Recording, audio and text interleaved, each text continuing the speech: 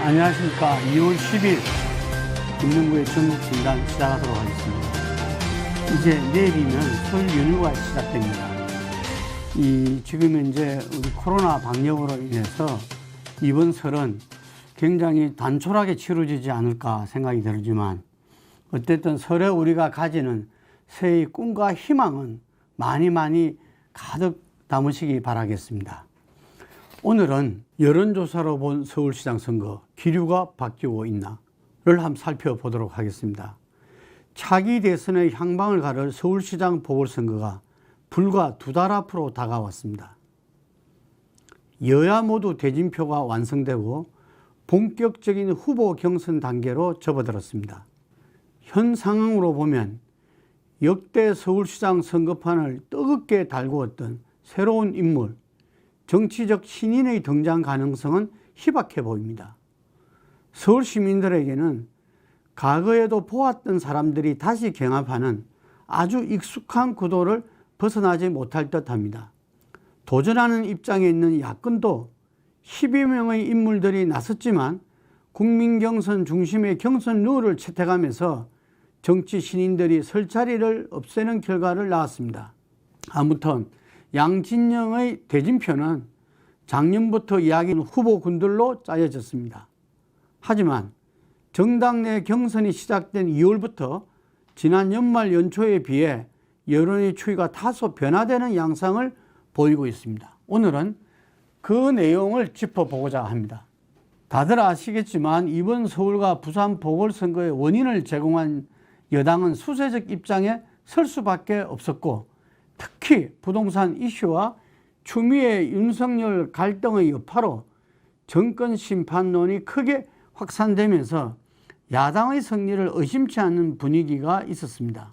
특히 서울시장 보궐선거는 4번의 큰 선거를 연이어 패배한 야당의 새로운 전기를 마련할 수 있는 기회로 받아들여졌습니다. 이런 상황에서 지난해 안철수 국민의당 대표가 출마 선언과 함께 던진 야권 후보 단일화 논의는 일거에 범야권 선거판의 구도를 선점하는 효과를 낳았습니다. 국민의힘 경선 플랫폼에 참여하겠다는 원샷 경선 제안까지 했는데 김종인 위원장이 즉각 거부하긴 했지만 여전히 안철수 대표는 야권 단일화의 중심에 있고 여야 후보를 통틀어 가장 높은 지지율을 유지해 왔습니다. 2월 들어 쏟아지는 여론조사에서 가장 눈에 띄는 것은 후보에 대한 선호도와 후보 간 가상 대결에서 안철수 우위 현상이 흔들리고 있다는 점입니다. 그 배경에는 여당 후보 1위 박영선 전 중소벤처기업부 장관이 있습니다. 지난달 26일 후보들 중 가장 늦게 출마를 공식 선언했는데 어느 정도 컨벤션 효과도 있겠지만 그 이후 박영선 후보를 중심으로 여권 지지층이 결집하는 양상을 보이고 전체적으로 그동안 약세에 있던 여권이 큰 고비를 넘고 있는 것 아닌가 하는 조심스러운 해석도 가능한 모습입니다. 우선 여야 후보 전체를 대상으로 한 서울시장 후보 적합도 조사에서는 박영선 전 장관이 안철수 대표를 앞서서 모든 조사에서 1위를 차지하고 있습니다. 오차범위 내의 결과지만 지난 연말 연초 안철수 1위 현상과는 다소 차이가 있습니다. 아시아경제에서 윈지코리아에 의뢰하여 1월 30일에 31일 조사한 결과는 박영선 전 장관이 24.6%, 안철수 국민의당 대표가 22.4%, 한국일보가 한국리서치에 의뢰해서 2월 4일에서 6일 실시한 여론조사는 박영선 25.8%, 안철수 19.5%로 6% 이상 앞섰고 나경원 12.9%, 오세훈 9.2%, 우상호 5.2%였습니다. YTN TBS 의뢰로 리얼미터가 2월 7일에서 8일 조사한 결과는 박영선 26.2%, 안철수 19.0%, 나경원 15.1%, 오세훈 9.4%, 우상호 7.7%입니다. 또한 야권 후보 단일화를 가정하지 않는 박영선, 안철수와 국민의힘 후보 간 3자 가상 대결도 모든 조사 결과가 박영선 후보로 나타났습니다. 지난번 서울선거의 박원순, 김문수, 안철수와 같은 구도면은 여당 필승이라는 결과가 확인됩니다. 한국일보 한국리서치 조사는 박영선 35.7, 안철수 27.9, 나경원 22.8이었고 오세훈 전 시장을 포함할 경우에는 박영선 37, 안철수 29.6, 오세훈 19.0이었습니다. 문화일보가 엠브레인 퍼블릭에 의뢰한 2월 5월 6일 조사는 박영선 33.4, 안철수 30.6, 오세훈 19.8로 나타났고 나경원 전 의원이 포함되면 박영선 34.1, 안철수 30.6, 나경원 18.5였습니다. 마포포럼 김무성 새누리당 전 대표가 말씀하신 대로 3자 구도에서는 그때나 지금이나 야당 후보가 필패라는 것을 여론조사에서 입증해주고 있는 것입니다. 가장 주목해야 될 가상대결 결과는 역시 예하간 1대1 맞대결입니다. 지금 야권 후보 단일화에 대해서는 단일화가 된다 안 된다 부분이 상당히 엇갈리고 있습니다. 팽팽하기도 하고 안 된다는 쪽이 약간 기울기도 하고 그렇습니다. 그런데 제 생각에는 이번에는 지난 보궐선거처럼 야권 후보 단일화가 되지 않고 3자 구도가 될 가능성은 아주 희박합니다. 왜냐하면 이제는 절대절명의 어떤 순간이거든요. 이번 선거에서 야권이 후보 단일화를 안 해서 졌다. 이러면은 당 간판을 내려야 될 상황입니다. 그렇기 때문에 저는 국민의 힘이 어떻게 하느냐가 야권 후보 단일화에 달려 있는 거거든요. 그래서 야권 후보 단일화는 이루어질 수밖에 없다. 이렇게 생각합니다. 그랬을 때 여야 간 1대1 대결이 붙게 되는 것입니다. 여당 후보 1위인 박영선 전 장관과 야권 단일화를 가정한 대결입니다. 조사에 따라 차이가 있습니다. 하지만 흐름상의 변화는 충분히 감지할 수 있습니다. 한 달 전인 1월 2, 3일 아시아경제가 윈지코리아 컨설팅에 의뢰한 조사 결과를 보면 야권 단일 후보 안철수 대표와 박영선 장관의 대결은 안 대표가 47.4, 박 장관이 37.0으로 오차 범위 밖에서 안 대표의 우위였습니다. 나경원 전 의원과 박 장관의 경우는 39.8 대 40.1로 박빙의 접전 양상이었고 오세훈 전 시장과 박 장관의 대결은 43.9 대 38.7로 오 전 시장이 앞서는 결과를 보였습니다. 최근 조사 중 이와 유사한 결과는 한국일보 한국리서치 조사였습니다. 안 대표와 박 전 장관의 대결은 46대 39.2로 오차범위 내였지만 다소 큰 차이를 보였습니다. 나경원과 박영선의 경우는 41.3 대 41.1이었고 오세훈과 박영선은 41.8 대 40.8의 박빙으로 나타났습니다. 문화일보 엠브레인 퍼블릭의 조사는 안철수 박영선의 경우 46.6 대 37.7로 오차범위 밖에서 안 대표의 우세였고 오세훈 박영선은 39.3 대 42.3, 나경원 대 박영선은 36.1 대 41.3으로 박영선 장관의 우세로 나타났습니다. 안철수와 박영선 대결의 결과가 반대로 박영선 장관이 우위인 경우의 결과도 있습니다. 시사저널 은혜로 좋은 CNI가 2월 1일 조사한 결과를 보면 박영선 장관이 41.0, 안철수 대표가 36.8로 앞섰습니다. 박영선, 나경원이 대결에서도 41.7, 33.7 오차범위 밖의 차이를 나타냈고요. YTN과 TBS 의뢰 리얼미터 조사 결과도 그렇습니다. 박영선, 안철수 대결은 38.9 대 36.3으로 박 전 장관이 2.6%포인트 우세였습니다. 박영선 대 나경원은 39.7 대 34.0, 박영선 대 오세훈은 40.6 대 29.7로 모든 경우에 박영선 전 장관의 승리를 예측하고 있습니다.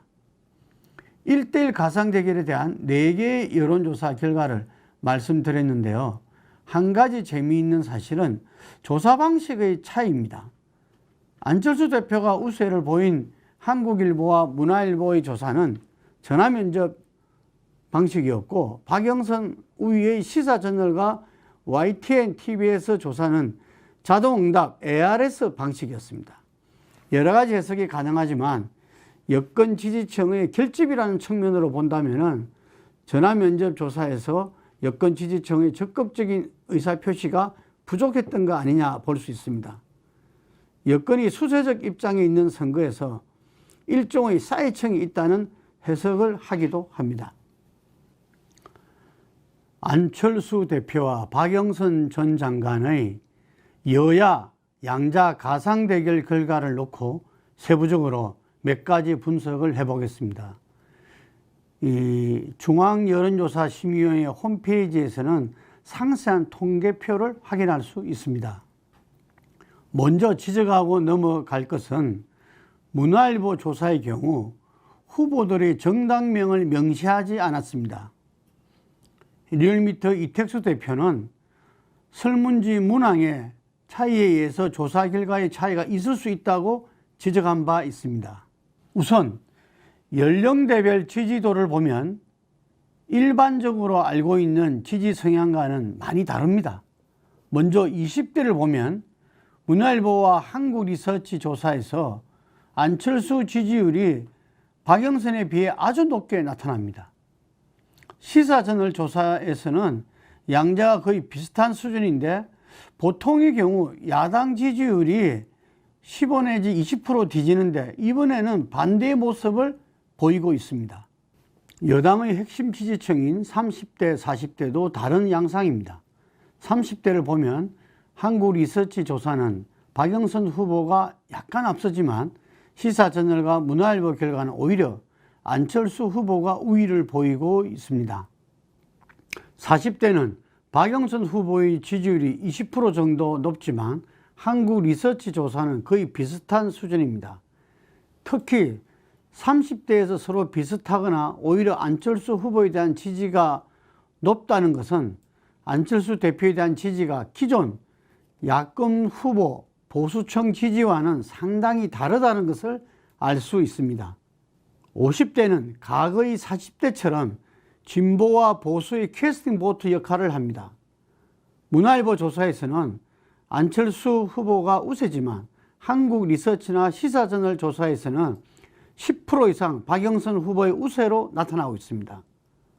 50대는 아직까지 각축을 벌리는 형국입니다.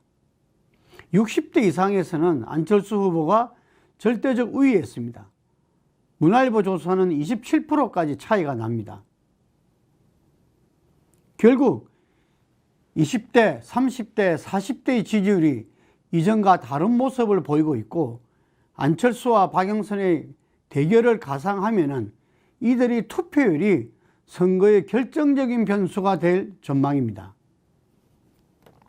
직업별로 보면 자영업자층의 지지가 선거의 결과를 좌우한다고 보는데 그동안 경험으로 단 한 번도 벗어난 적이 없습니다. 문화일보 조사는 안철수 대표가 소폭 우세지만 한국리서치 조사에 의하면 박영선 전 장관이 15% 이상 우위를 보였습니다. 코로나19로 인해 직격탄을 맞은 자영업자들이지만 아직까지 정부 여당에 대한 기대를 갖고 있다고 분석됩니다. 또 한 가지 지지 정당별로 충성도를 보면 여야 정당 지지자의 거의 80% 이상이 해당 후보에 대한 지지를 나타내고 있습니다. 안철수 대표로 단일화될 경우에도 국민의힘 지지자들의 표를 얻는 데는 문제가 없어 보입니다. 어쨌든 최근 여론조사 결과는 박영선 장관의 출마 선언과 함께 서울시장 선거가 훨씬 더 치열한 경합 국면으로 접어들었다는 사실을 확인해주고 있습니다. 앞서 말씀드렸듯이 과거의 사람들이 10년 전 사람들이 다시 경합하는 선거지만 서울시장 선거의 중요성과 상징성만큼이나 앞으로 전개될 선거전의 이목을 집중할 수밖에 없습니다. 더불어민주당은 3월 1일 경선을 통해 최종 후보를 결정할 계획입니다. 박영선 전 장관과 우상호 의원이 양자 대결로 굳어진 상황인데 먼저 출사표를 던진 우상호 의원이 현재의 격차를 얼마나 따라잡으며 경선일까지 승부를 끌고 갈지 주목되고 있습니다.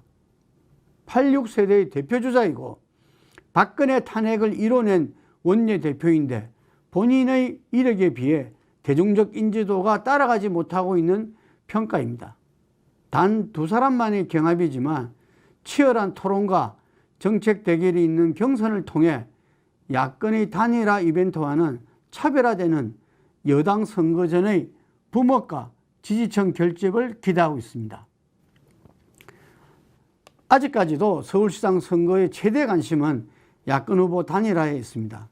현재 알려진 일정으로는 국민의힘 내부 경선은 3월 4일 마무리됩니다. 예비 경선을 통해 본경선 후보를 4명으로 압축했는데 계속되는 가상대결 여론조사 속에서 오신환 전 의원과 조은희 서초구청장은 주목받기 어려운 상황에 처해 있습니다. 결국 나경원, 오세훈의 맞대결이 당내 경선의 흥행카드가 될 전망입니다. 안철수 대표는 금태섭 전 의원 간의 단일화 카드를 던지면서 최종적인 야권 후보 단일화 수순에 들어가고 있습니다. 국민의힘 본경선의 성자와 안철수 대표 간의 단일화 성사 여부는 구도와 인물을 최종적으로 결정하는 측면에서 마지막까지 서울시장 선거의 핵심 변수로 남을 것입니다. 선거 여론조사에 나타난 서울 시민의 여론은 여전히 정권 심판론이 강세입니다.